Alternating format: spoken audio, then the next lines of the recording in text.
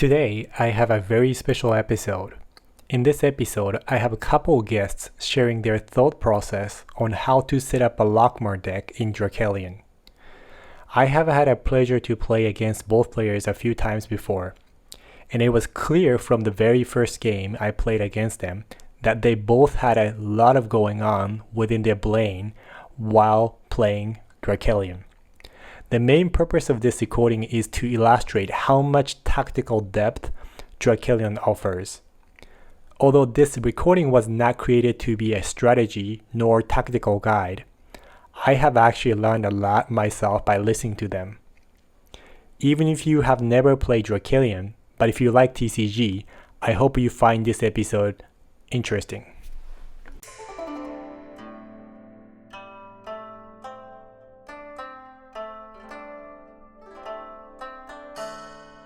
Unlike other TCGs, Drakerion starts a game with a specific set of characters on the board, which is defined on the banner card.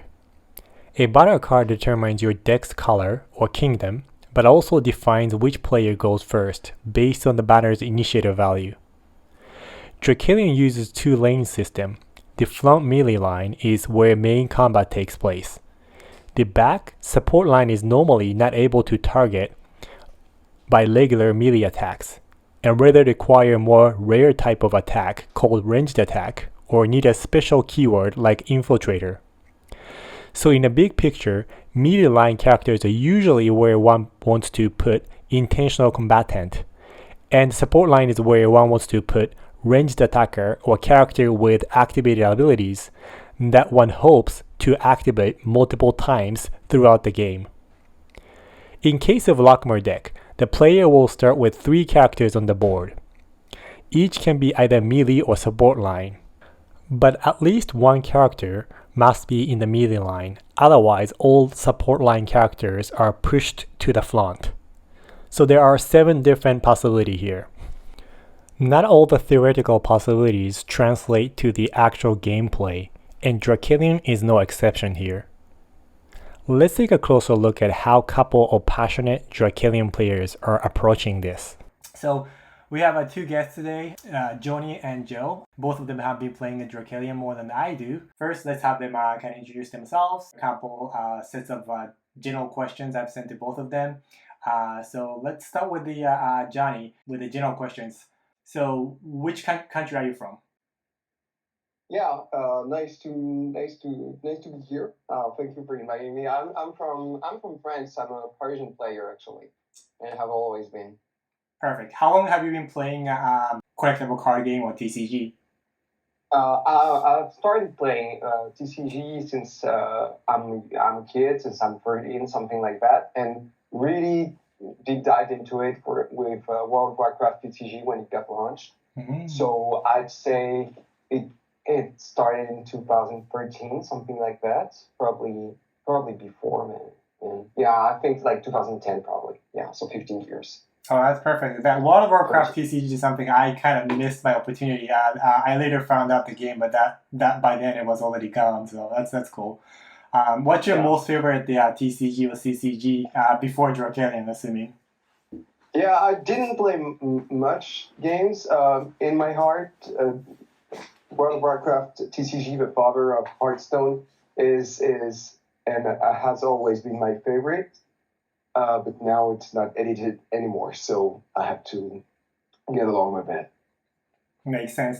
What type of player do you think you are? Like a casual, like the competitor, collector? So I'm definitely a competitor. Although I really started being a good player with Seven Fallen recently. I had some experiences in competitive play, but yeah, it's quite recent to be a more competitive player. Before, I was more casual. I've never been a collector. Well, I'm going to ask you exactly the same question, Joe. Which country are you from? All right, cool. Well, first of all, nice to be here. It's a great opportunity to chat with you guys, so I appreciate that. I am from Canada, Montreal to be exact. Oh, nice. How long have you been playing a collectible card game or TCG? I would say about 20 years ago, in my teens, I started with Magic, like many people. It was the grandfather of them all, I would say. So I played for about 4 years. I actually I did not start with Alpha and Beta, but when I did start to play the game, those cards were still around. So that was nice. I pretty much like ended my Magic career when I got to college, and I ended about what was I think the fifth edition, like one of the biggest reprints that they did at the time. So that's when I stopped. After that, to be honest, I stopped for a very long time, and I pretty much started to play again 2 years ago, and it was really like kind of destiny, I would say. I was on vacation to one of my friends in France also. At the time, was living in Tours, and he showed me Seven Fallen.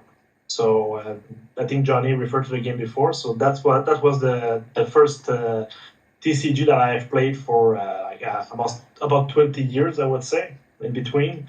And then just because the cards look so nice, and it was a super bad weekend, like it was raining and everything, so we were really stuck inside. So I just told my friend, what's that? It looks good. Can you show me? We have so much time to kill. So then I just learned the game, and I really fell back in love with the TCGs. Just the quick thinking and the mechanics, and the fact that Seven Fallen was like very different from many games, and again, just the arts were amazing. So that's how I got sucked back in the TCG world, I would say. So let me guess your most favorite TCG or CCG. Yeah. That is Seven Fallen. That's a very easy one. Perfect. What type player are you? Go ahead. I think I'm a natural competitor, and that's for everything, pretty much, just life in general. But I also like to play casual when it comes to TCGs, just to have fun, knowing that sometimes my deck won't be like the best, but I will enjoy it even more, because then I can still do like very fun tricks. And it's a bigger challenge to win, when you know from the start that your deck is not like the best one according to the meta or whatever. And then when you actually win with a great deck that's fun to play also, I think it's even better. But yeah, definitely on the competitive side. I see. All right. Now we're going to ask another set of kind of general questions before we go into the main topic. So this is now specifically you and Drakerion. So now this time let's start with Gil. When did you start playing Drakerion? I would say in the first month when the free print-to-play came out, and also the TTS module. That was something that was awaited by a lot of people after, unfortunately, the demise of Seven Fallen. So we kind of knew that something else was in the books, that the team was working on something. So as soon as it came out, everybody was patiently waiting for it. So I jumped on it pretty much right away in the first month. Okay, cool. How much have you played Drakerion so far? Hard to say. I would say total maybe like 30 real games, because most of my games have been initiations. So I don't really count them as played games. But like for example, when we played together, or when I played with the tournament on TTS organized by the devs, I would say like maybe 30 games in total. Yeah. Okay, well that's still a lot of games considering how new or fresh this is. What's the top reason why you like Drakerion so far? It's hard to say only one, to be honest. I would say the gameplay, that's very, very interesting, especially compared to Seven Fallen before, and also to the most common TCGs right now on the market. Magic, Flesh and Blood. I did try Flesh and Blood, and I did try to come back to Magic, and yeah, for me it was not possible, to be honest. Just the gameplay, and also the fact that money is a big factor in those games. So yeah, the gameplay for sure. The arts, right from the beginning, you could really see that the arts would be like amazing. So that was something that really made me super happy to see that they were really focusing also on the lore. you can see that those guys really love TCGs, the devs, and they know a lot about it, and they know what players really want to see in a new game. So yeah, I think all of that is my top reason. Perfect. The last question for a general question to you is the amongst the 5 starter decks that we have so far, like which one is your favorite? Also difficult because Gil Estel right now is super powerful, but it's the only one that has not been retouched a bit because all the others were I would not say nerf, but a bit modified, I would say. So I really like the concept of Gil Estel. Lokmar and Kartje would be a close second right now. Then Wasteland. It's a nice deck, but I find it a bit boring to play. And Tyraslin, unfortunately, really not my my play style, I would say, at least for what we have in the starter. So that's my order: Gil Estel, Lokmar, Kartje, Wasteland, and last Tyraslin. Okay, cool. Now back to you, Johnny. Like when did you start playing Drakerion? Actually, I met and became close friend of Gil Estel, one of the the lead designer of this game and the previous one, in which I met him. So I actually tried a prototype of a game when I drove with a friend to his place at Angers. So probably probably 1 or 2 months before the actual launch of the game. Oh, that's neat. How much have you played Drakerion so far? I think I played a bit less than Joe. So probably about 20 serious games and as much initiation. Okay. What's the top reason why you like Drakerion so far? So same as Joe, it's very hard to pick one because it's very innovative in terms of game. But to be honest, the main reason is that I have made very close friends, which I know will play Drakerion at competitive play and will organize very fun tournaments. So I'm actually very excited to be part of this community, which I already think is super nice, actually. Yeah, that's right, man. I can't wait to see you again, man. yeah, exactly. I met Joe in the east of France at a tournament. We had so much good times. Nice. What's your favorite deck? Well, my favorite one is probably Lokmar. Yeah, I like the play style of being aggressive, kind of, and leading the tempo. Yeah.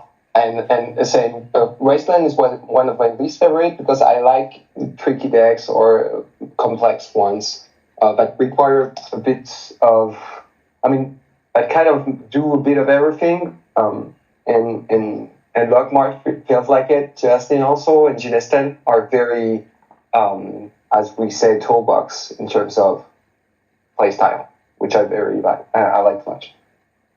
Perfect. That's actually the perfect transition because today what we're going to discuss is the sort of as an example, like how each player set up the very first characters on the board. Since there are 5 starter decks, and then the if you consider mirror match, we have many different the match variations. So instead of doing every single one of the combinations, we've decided to focus on the Lokmar starter deck. And then I want to see like each of you basically showing your starting setup against individual different decks, and then the obviously I want to hear why you chose that way, and then the maybe we can see the how different people thinks differently. So this time let's start with Johnny. Let's start with the Lokmar against. So we can always use Lokmar basically, but we're gonna do Lokmar against the what's the most top one? Lokmar against the Wasteland, and then see what are you gonna do with the Wasteland. Sure. If I may start first, so Lokmar always start first, and for now, there is no reason not to start first at Drakerion, and I don't think there will in a long time. for a long time. So essentially, you have to anticipate any setup your opponent can have, because you always start. So here the setup is quite simple because he has an archer with 2 life. You cannot one shot it. So you're going to put the treacherous arrow back in the back line. It's a very weak, actually, 2 gold character.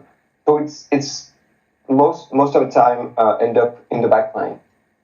Now we have 2 infiltrators. Infiltrator traits basically tells you to go in main line. So this is a good setup because so essentially these 2 deal 7 damage while attacking. So you can, for example, kill the opponent interceptor. So essentially, it's very, very mirror. I mean, it's a very close setup as what they have. At some point, you can also think of putting the 5th shadow back in here.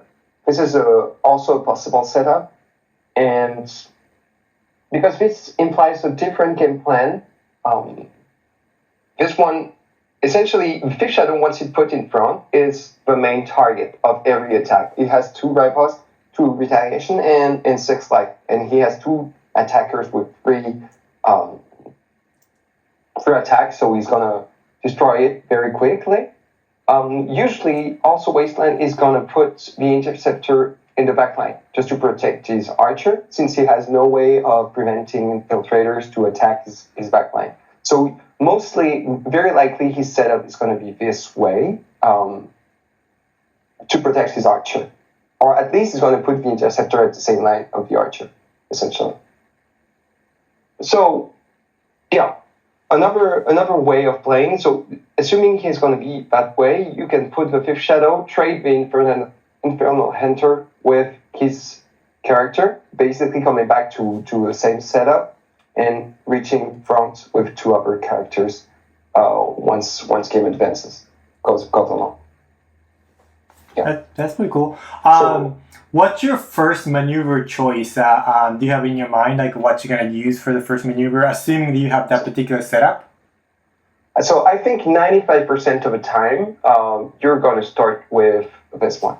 The world is already ours, especially against Wasteland, since you don't. So this one is a supply maneuver. You usually start with supply maneuvers. This is a good one because it enables your archer already at your first action and allows you to already discard 1 card. So essentially gain tempo and start attacking. A second good one would be actually the one that deals 2 damage. It's not in the initial actually starter. I think it's here. I think it's the Northest Shot. Yeah, the Northest Shot is here. So it's not initially in the starter, but it's just a neutral one, so you can have it because it allows you to basically kill the archer in the back, no matter what. Okay. So these are 2 good openings against Wasteland. Yeah. Okay, cool.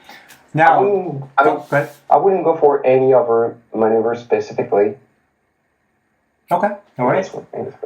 Now, exactly same scenario for you, Joe. So, against the Wasteland, how do you actually have your basic setup? I would say it's very similar. Usually, I like to have my infiltrators in front just because they can reach the support line, and it may force like a different setup from Wasteland, because usually this is pretty much the typical setup. But if you do set up like this with your 2 infiltrators, maybe he's not going to want to leave the archer alone. So we might need to move this guy back, which is very good for us because he does have 3 riposte and can intercept. So we don't want usually to take that much damage back with our big guys, especially the 5th shadow.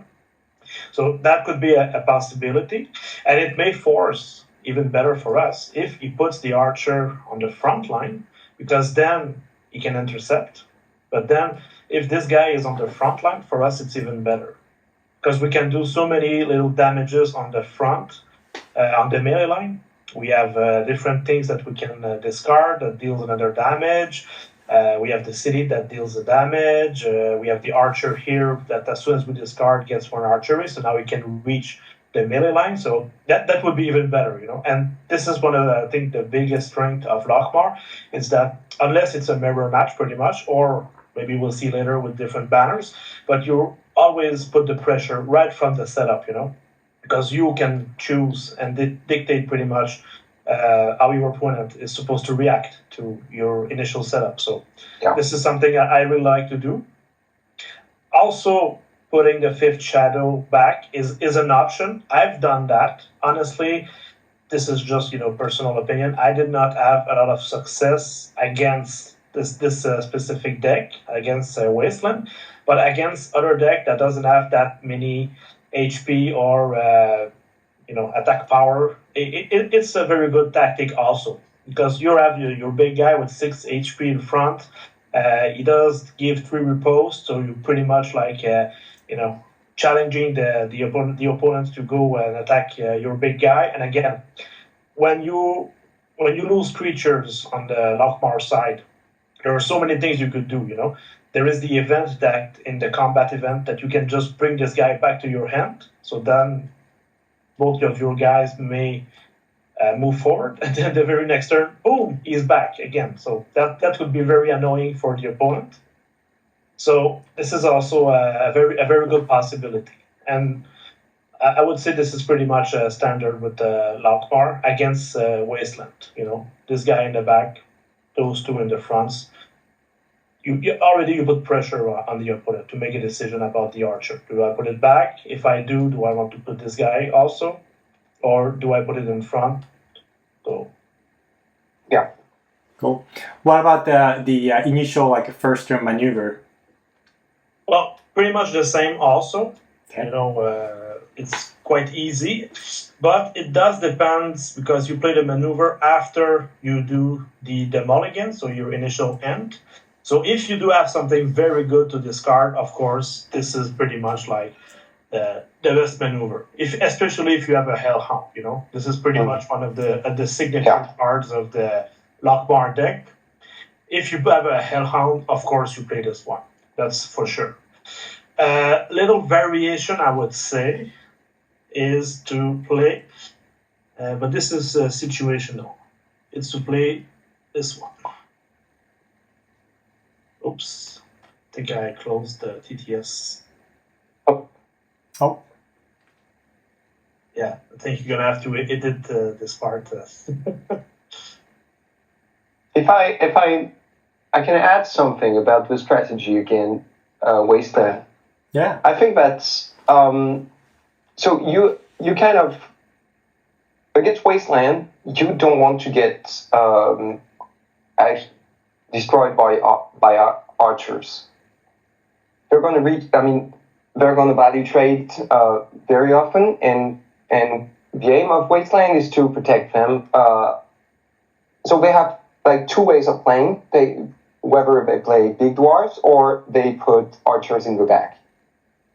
And as Lokmar, to reach the archer, you have actually 2 ways. First is actually focusing on the melee line, so that once it's dead, support line goes in the front. Or you reach with infiltrators. So of course it depends on the cards you get, the actions you can take, things like that. Yeah, exactly. You want to put pressure, you want to force the opponent to make a choice. So if he only has archers, maybe he's going to want to cycle one of those. So if he does use the city to cycle, then he's not going to be able to use the city to do something else. So that's another way to put pressure also. And what I was going to say about maneuvers, if I see that my opponent is going to do like a mulligan of maybe 4 cards, maybe he doesn't have a good hand. So, and the dwarves do cost a lot of gold. So again, just to put more pressure, I may, again, this is very situational, but I may choose to play the Southeast Shot, which is going to reduce his gold value by 2 with the supply maneuver. So again, and you draw 3 cards, which is very, very strong with Lokmar, because sometimes you can't really run out of cards quickly.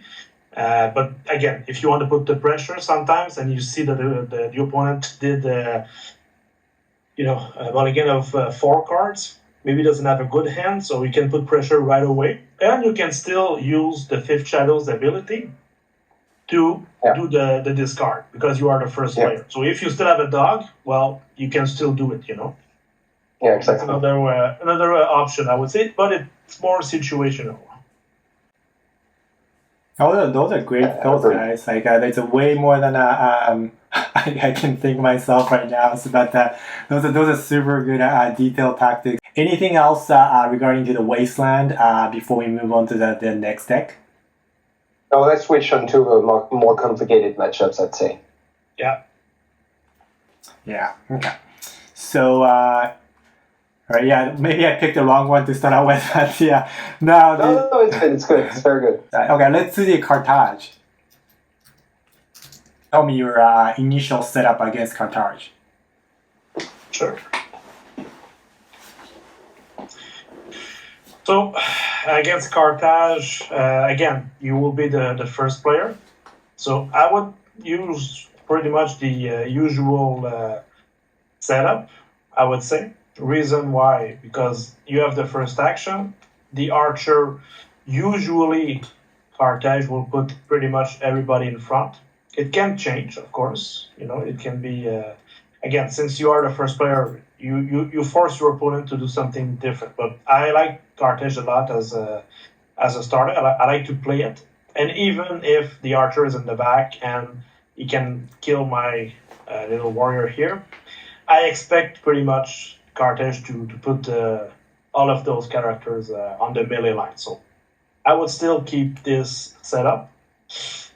Another possibility, as we said before, is to put the Fifth Shadow behind, because you don't want to take that much damage. Because Kartje wants his skeleton to die, pretty much. That's the goal of this starter. He wants to put as many as possible in the discard pile, so he really wants to go and trade with you. So you don't want to lose the Fifth Shadow on a very bad trade, for example, against this guy or this guy if he comes back in the same turn, because right from turn 1, pretty much, you can have 2 of those guys giving you 4 damages, and Kartje wants them to die, so he would be very happy to attack 2 times your Fifth Shadow.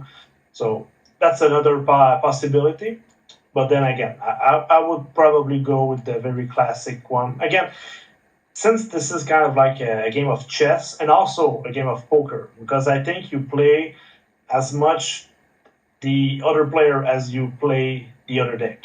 And if you know the player, like I play with some of my friends quite often, and I know like their style. Like some of them are super aggressive, whatever the deck they choose to play, and some of them it's the opposite way. They are really more control type players. So yeah, I might change based on the opponent also. And if we come to tournaments eventually, we kind of get to know the best players and their style and everything. So this is also another possibility. But right now, I would go like this. Okay. How about your first maneuver? Is it still the same? Yeah, pretty much the same. This one is still the golden one. 95% of the time, it's a no-brainer. I think it's just super strong. Again, depending on your starting hand, but most of the time with the mulligan, you're pretty much assured to have at least one good card to discard. So, and then you activate immediately this guy. So your first action can be to use the archery to get rid of this guy. So yeah, again, this is just like a very standard start of the game. Okay, perfect. How about you, Johnny? So I discussed with lots of with other players. So there's currently a tournament also. So I would have gone also with the same as Joe, but I actually discovered 1 or 2 other openings also from Kartje.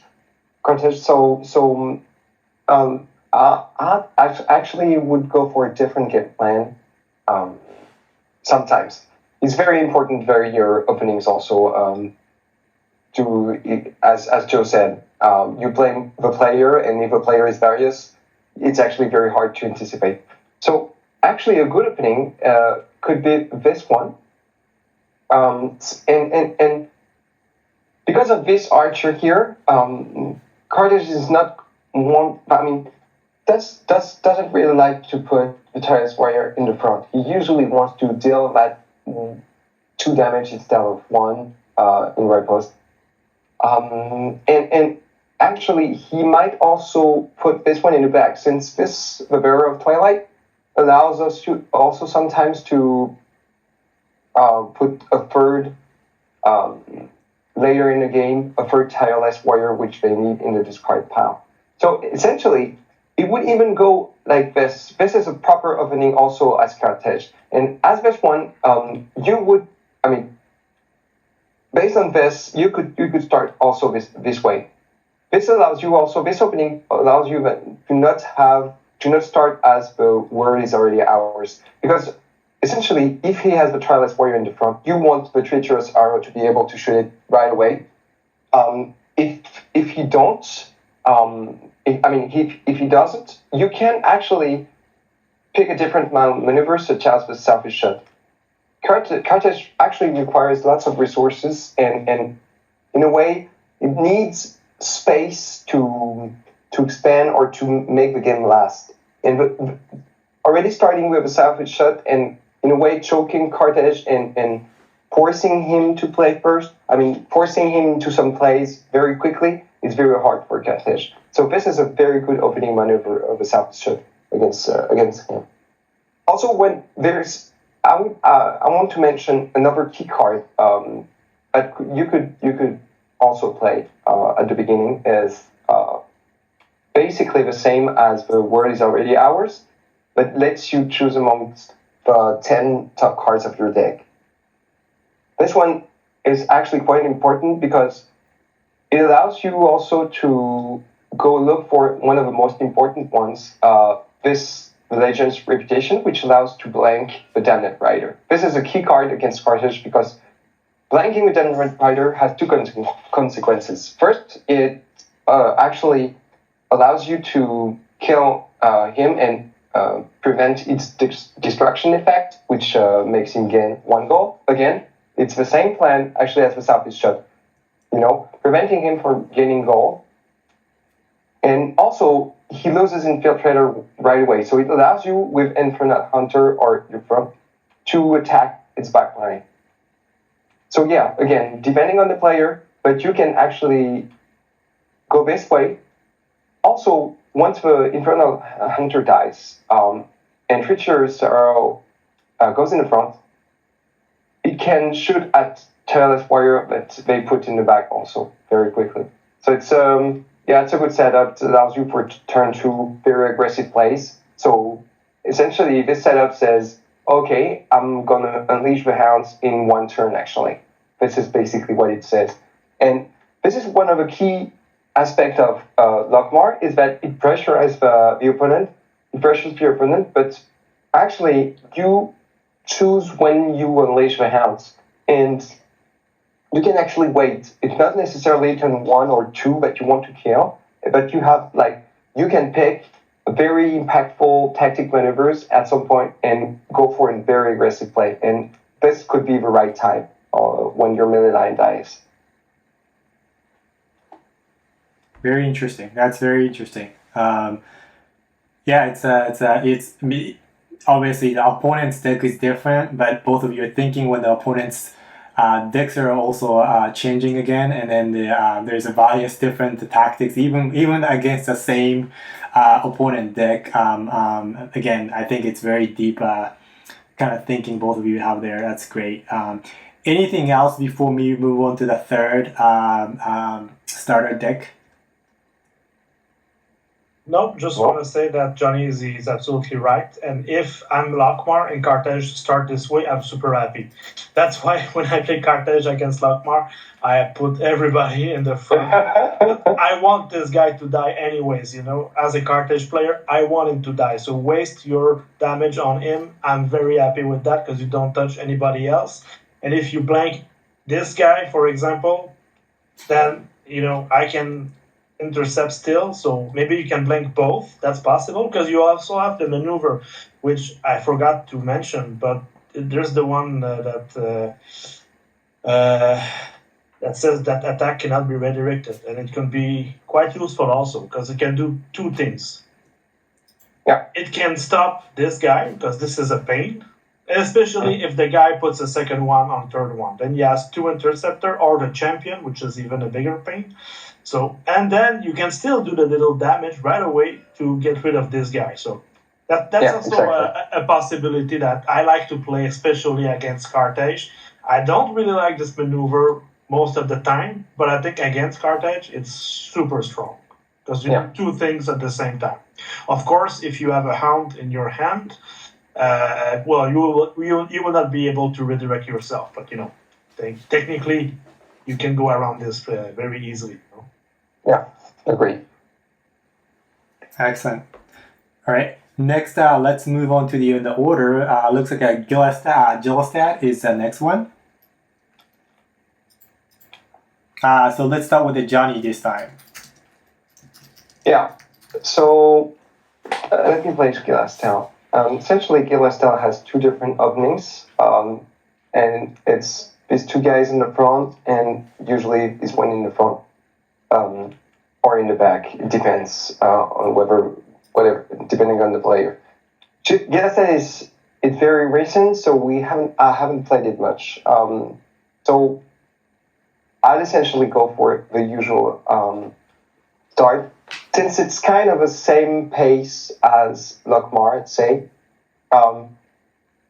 And yeah, basically, you have to wait based on what he has.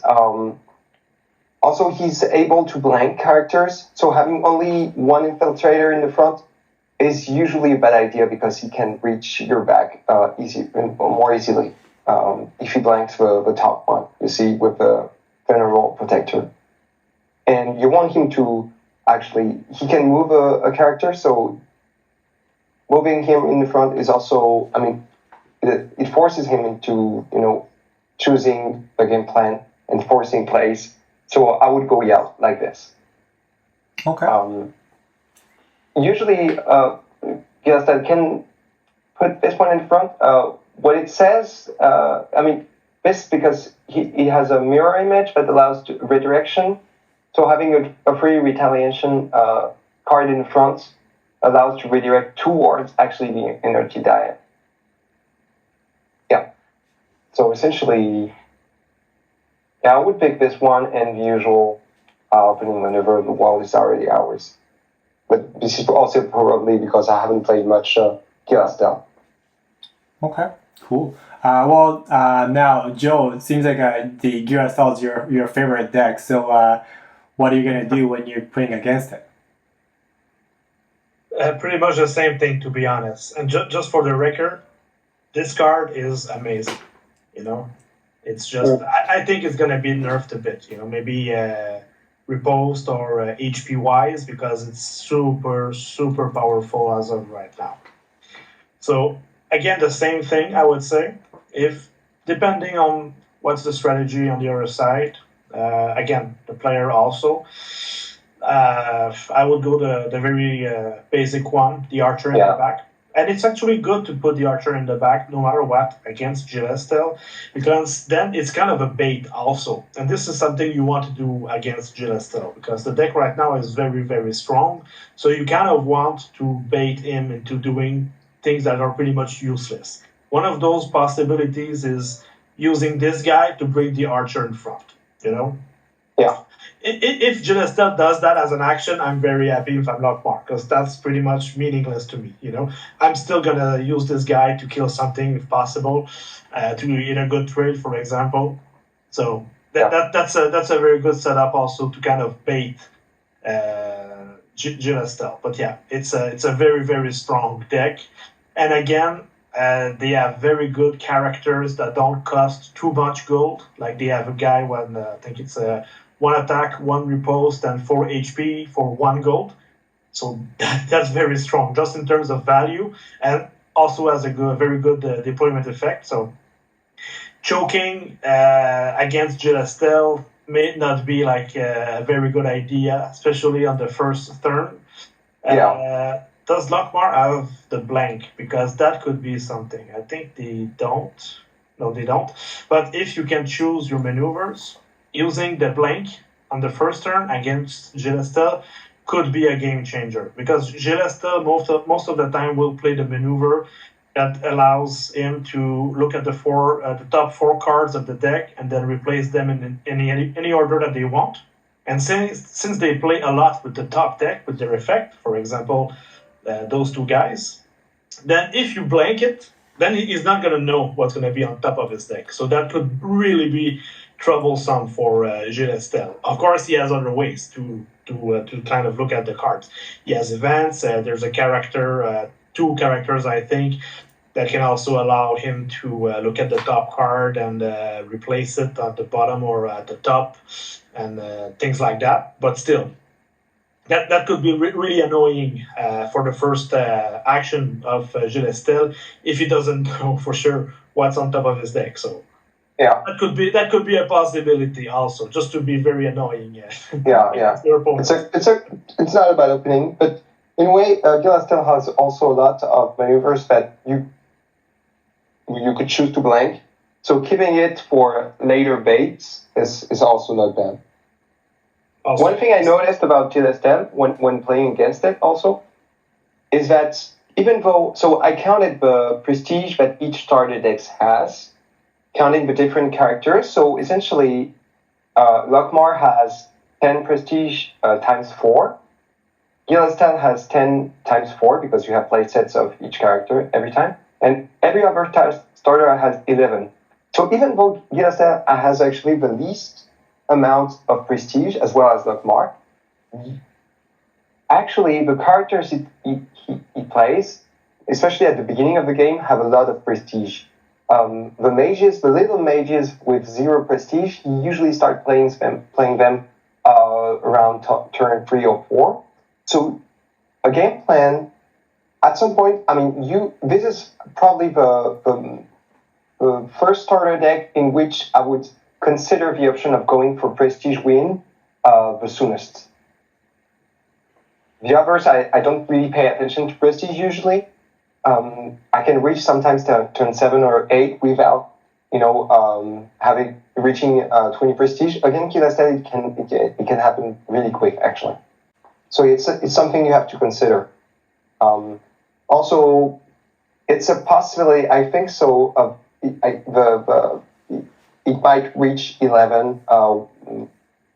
I think this is one of the first change of the starter we might see is that the Old Spirit Guardian gains 1 prestige. I mean, it would make sense seeing the other 3 gold cards with same kind of statistics on it. So it might reach 11 as the other starters. Yeah, it makes sense. It's pretty much the equivalent of the Elhunt in terms of stats.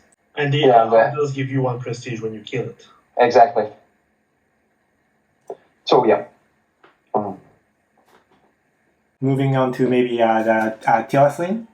Awesome. Now, I think the last time, Johnny said it, right? So we're going to go to Joe and see. Yep, Joe, how are you going to approach the Tyraslin? So, Tyraslin has a very annoying card against Lokmar, and it's this guy. Because he can intercept infiltrators. So it doesn't matter if it's on the same line or anywhere else. So that's a bit annoying against your guys with infiltrators, especially because this guy is probably going to be in the back. This guy also, possibly. And this is another things I've seen a lot of people do, is also putting this guy in the back. So pretty much forcing you to go and take 3 riposte on your first attack. So that's a possible setup to expect from Tyraslin if you are the Lokmar player. So what you could do in this case is put everybody in front. Yeah, but you start, so you don't know how to force him. Yeah, but yeah, you can expect something like that. Like I've played a lot of because those were the 2 first decks that were available. So a lot of the first matchup, as I said, I played 30 games, and maybe 15 of those games were pretty much against. I was Lokmar, and my opponent was Tyraslin. Yeah, same. And at the beginning, I was winning most of the games. So then my opponent got creative, and then he decided to do something like that, which at the first sight, did not really bother me. But then after a couple of games, I really saw very good value for the Tyraslin player to start like this. So then if you want to expect this, because I think Tyraslin is one of the decks that has the most possible openings. You can put this guy in the front because he's going to hit for 4, and also because it's a very tricky deck, as we know. The bandages and the exile solidarity combo is like pretty much the biggest thing for this deck. So he might want to do something like this and hope to have a good starting hand, or do the mulligan and hope for those 2 key cards, the events, the bandages and the solidarity of the exiles. So that could be another possibility, but most of the time I would expect something like this, especially against Lokmar. So to try to counter this, I could place everybody in the front, because then again, with the first maneuver, which again would probably be this one, to allow me to discard something, I would activate the archer, and the archer could ping this and a very annoying guy also in the support line. So this guy would still be quite annoying for the infiltrators, but at least I could still get this guy right from the start without this guy being able to do anything about it. Of course, he can still use the city to give a shield, but does he really want to discard a card to save this guy? Then again, as the Lokmar player, you are putting the pressure on the opponent. So I would say that this is pretty much my standard opening against this deck. And otherwise, maybe if you don't want to use the arrow, because this guy is very annoying and you want to get rid of him, maybe you start with the maneuver that deals 3 damages. Which one is it? You have to discard something. This one. So that could be also a very good strategy, perhaps. Not this one. The other one. This one. This one lets you discard a card. So because again, you do the maneuvers after you do your initial end, your mulligan also. So if you have the fanatic that you can also discard for a damage as his reaction, you can deal 3 damages with this on this guy. If you discard the fanatic, you give 4 damages, and then since you discarded first action, you can use the archer to kill this guy without taking any riposte. Because the Alanian doesn't take damage from ranged characters. Right. I mean, it's divided by 2, have rounded down. Yeah, that's right.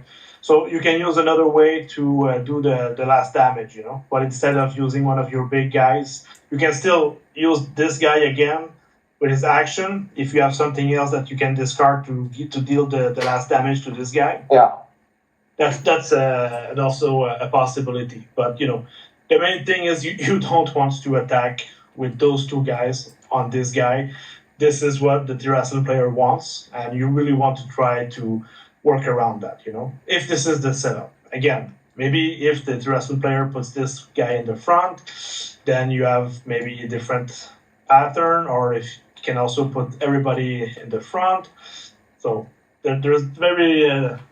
I think, again, this is the hardest one to predict as the Lokmar player, because Tyraslin has very different openings, and since you are the first player to act, my thing would be to put as much pressure as possible, so just put everybody in the front to force pretty much Tyraslin to start like this.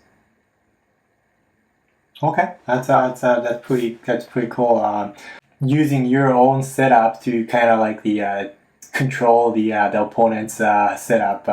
Obviously, the opponent have enough experience to be able to figure out what you're doing. Because I wouldn't have probably go that deep, and I'm just gonna put in whatever I can think of without looking at the opponent's setup. But that's pretty cool. All right, now Joe, how about you? How are you gonna approach? I'm not Joe. Sorry, Johnny. Yeah, I think so. So those were the two first starters to be released, and in terms of matchup, they feel really 50-50. So that means that I don't want to, as Lokmar, I don't want to force too much into Tyraslin. Actually, I played against some very good players, and we had games lasting until the 8th maneuver, actually. So as Lokmar, even if it seems an aggro deck against Tyraslin, you can actually slow down the pace very much. This setup works a lot, and as Joe said, you can put the archer in the front and force the opponent to discard its first card based on with the Eastgate. With the city effect to save the sapper, the resourceful sapper.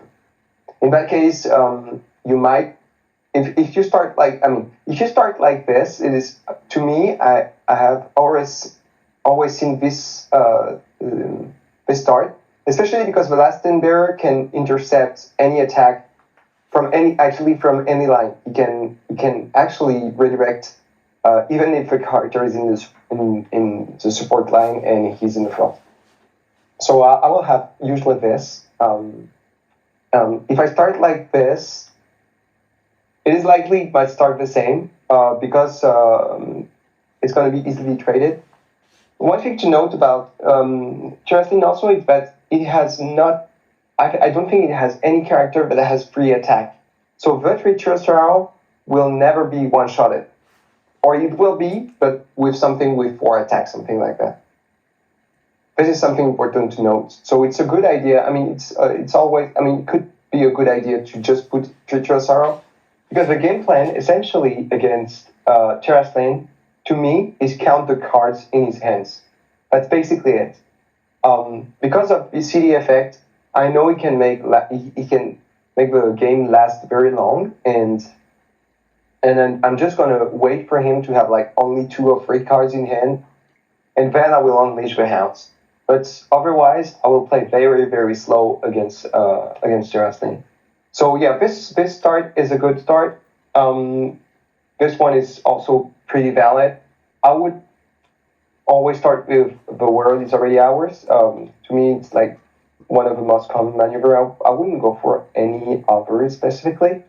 But also, again, it also depends on what you have in hand, and you might be looking for specific cards. Again, the Hellhound is a good card to start if you have it in hand. Probably a good setup. It's probably a good starting maneuver. You might also want to blank the last bearer because it's probably one of the most annoying ones. And again, I wouldn't go for Grown in Their Suffering because this card, for me, it says I'm going to commit into attacking hard.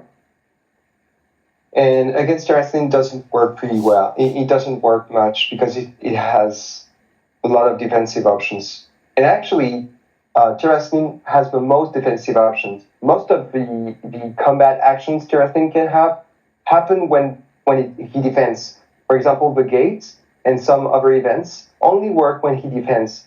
So I want him to commit a bit harder than me sometimes. I just want to invert in a way, the matchup and force him to attacking me because I know I'm more safe this way than me going into his characters. That's very interesting. I kind of misinterpreted how the Tyraslin works. I was kind of thinking Tyraslin is more like the kind of gimmick type of deck with the Band-Aid and then the characters, and then try to still try to end the game early, especially based on the fact that I think the Tyraslin is the only one that I tends to see, and then also myself running out of a card in my hand compared to the other decks. So I feel like it's their natural tendencies. They want to win before they actually go the late game kind of deal. But you're right. It does have a lot of like a defensive built into it. Yeah. Before we move into the last like a mirror match case, anything else for the Tyraslin? Okay. Only just a general comment. Yep. Not with the starts, but you really want to avoid as much as possible combat with Tyraslin, you know? Yeah. As Lokmar, the advantage that you have is that you can do a lot of damages without going into combat. Like indirect damages. It's really good to finish something, because then if you use it as an action, you cannot use the damn bandages, you know? You cannot use the shield. So that's very exactly. The city is also super good, because sometimes it's going to have a guy maybe like this with 2 bandages on with only 1 HP left. And then he wants you to be in combat with this guy, because then he's going to use the Solidarity of the Exile to switch him back. That the bandages will reapply, healing the other character by 2 again. So you can use the city to just deal the last damage, and he's going to waste 2 bandages back to the discard pile. So just as a general rule, you don't want to get too much into combat with Tyraslin when you are Lokmar. Exactly. Agreed. Cool. Or you want it to, but you want to initiate, you want to attack playing characters and finish them with events.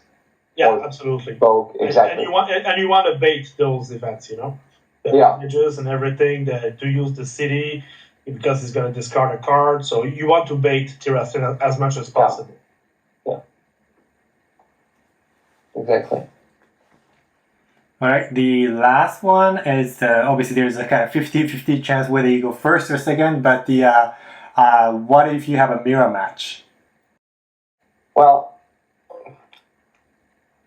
for a mirror match, to be honest, I think the Treacher, because it's a mirror match, the game might last long. So I wouldn't put the Treacherous Arrow in the front. So I would preferably go like this, or the Fifth Shadow in the back. But I'm not sure, because I've never played the mirror matchup. It might also depend on whether you go first or not. To be honest, I have never tried it.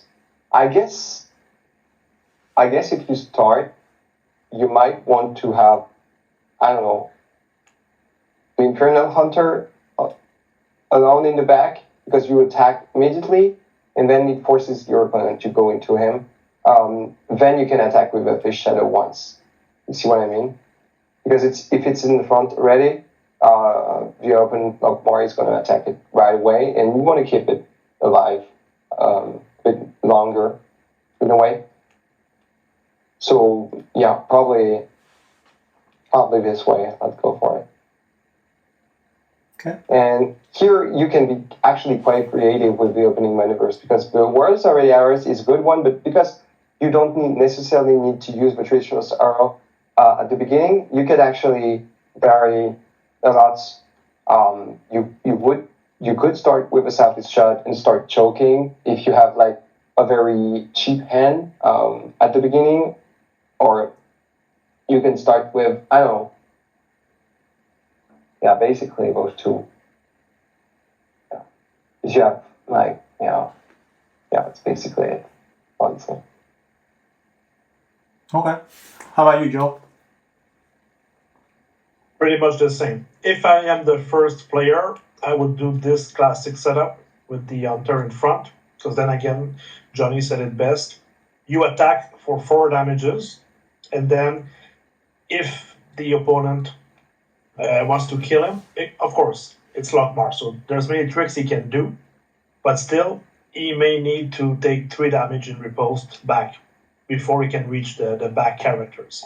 And keeping the Fifth Shadow for more than 1 turn can also be the difference, because this is one of your engines that allows you to discard every turn. So on the first turn, and then on the second turn, if he's still alive and you don't have anything else to discard, you can use against the action of the Fifth Shadow. So that could be a big difference in a game, in a mirror match, because we know that this is the strength of the deck. They work a lot with the discard. So whoever is able to have the best discard engine throughout the game is gonna have like a huge advantage. And again, Johnny said it very best also with the choke. If you have cheap characters also, like the Hellhound, because you save a gold when you use the discard ability. So again, with the Fifth Shadow, you can pay the Hellhound only 2 golds instead of 3.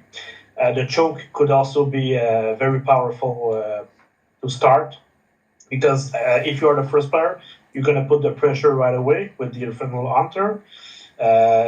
You choke the opponent, so he has less resources. If you have the Hound, you can use the Fifth Shadow to push the Hound into play right away. So that would be great. If I am the second player and I see this kind of setup, I think I would pretty much, do a mirror also.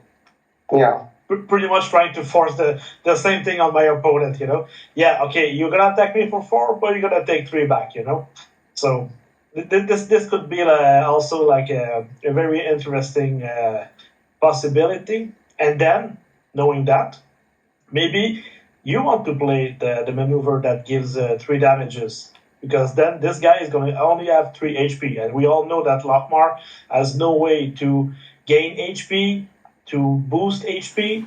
There is an attachment, but this guy cannot have any attachment on him. So then if you start the game with giving 3 damages to the first player, maybe he's not going to want to use his first action as an attack, because he's going to kill pretty much his own hunter by attacking. So that could be a kind of a defensive play as the second player, to do the mirror and to use the maneuver that gives 3 damages by discarding a card. So it could be a possibility, but yeah, this is one of the best mirror matches, I think. Some of the other ones are pretty boring, like Gil Estel versus Gil Estel is super boring. Same for the Elves, Wasteland. But because this deck is so resourceful as a mirror match, I think it's one of the most entertaining. Any last closing comment from either of you, or maybe each of you basically say something at least? All right, let's start with Johnny, because your name is on top. So yeah, sure. Well, first of all, I want to say thank you. I really appreciate your videos and you inviting me discussing about Drakerion. Again, so I want to be very humble. It's a starting game, so I haven't played it much. There hasn't been any big tournaments. And I'll be watching this closely and probably progress with other players. So, just a quick disclaimer, say that probably lots of players are going to discover different openings. We haven't thought of everything yet, and hopefully that's also why this game is so nice. It can very depend on the type of player you are, and I'm really excited. Yeah. That's well said. Joe? Yeah, same for me. Thanks for the opportunity to share, about this game. It's quickly becoming a passion. I don't know if it's good or bad, but I'm thinking a lot about this game. And Jolly, you said you are very humble, and that's great. But you are also like a very, very strong player. So thank you for sharing a lot of your insights about the game. That's very, very nice.